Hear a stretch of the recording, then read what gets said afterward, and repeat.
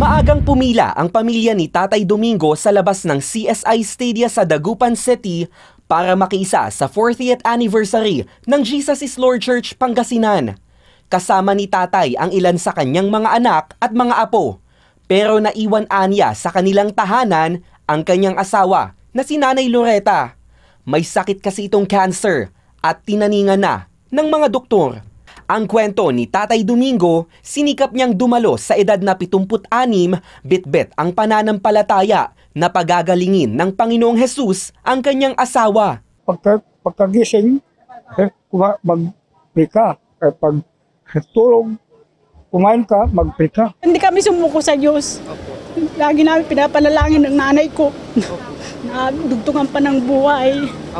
Kasi po, hindi pa po namin kayang mawala yung magulang namin. Nahiling po din namin na hanggang ngayon po, buhay pa rin nanay namin. Lumalakas po siya. Dahil sa tulong ng Diyos, dahil sa habag sa amin, binigay niya yung panalangin namin na magagaling yung nanay ko. Isa si Tatay Domingo sa nasa 6,000 katao na dumalo sa pagdiriwang. Marami sa kanila, kagalingan sa karamdaman ang inaasahan sa Diyos. Ngayong taon, dineklara ng JIL Pangasinan ang unquenchable and unceasing revival. Kaya naman maalab ang pagpupuri, pasasalamat at katagumpayan ng JIL people doon.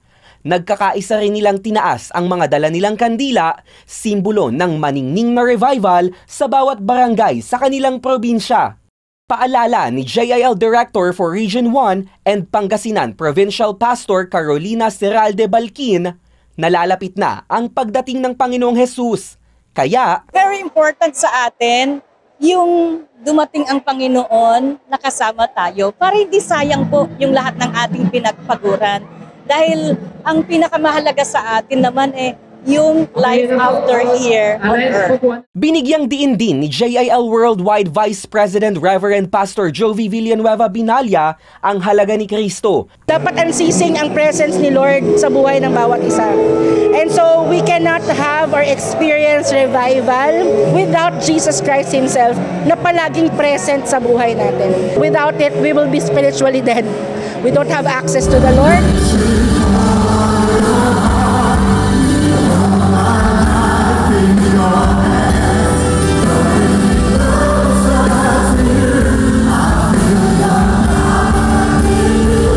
Hindi man nakasama ni Tatay Domingo si Nanay Loretta, buo naman ang kanyang pananampalataya na mararanasan ng kanyang asawa ang presensya ng Diyos kahit sa kanilang tahanan. Huwag po kayo mag-alala because ang Lord po ay hindi limitado ng space, distance, and even time.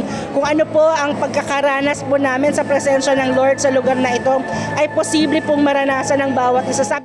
Sa bagong milestone ng JIL Pangasinan, hindi maitatanggi ang nag-uumapaw na presensya ng banal na espiritu. Pero tulad ng nagniningas na apoy, kailangan itong alagaan, gatungan, para laging nag-aalab. Jomar Villanueva, Newslight.